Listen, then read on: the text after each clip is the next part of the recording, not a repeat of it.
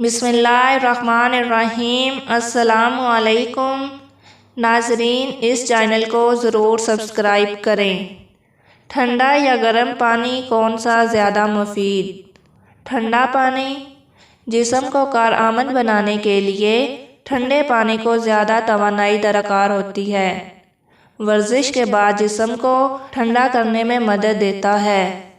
ठंडा पानी खून की शरीयानों को सुकेड़ता है, जिसकी वजह से आपके जिस्म की नमी जज़ब करने की सलाहियत पर नफ़ी असर पड़ता है।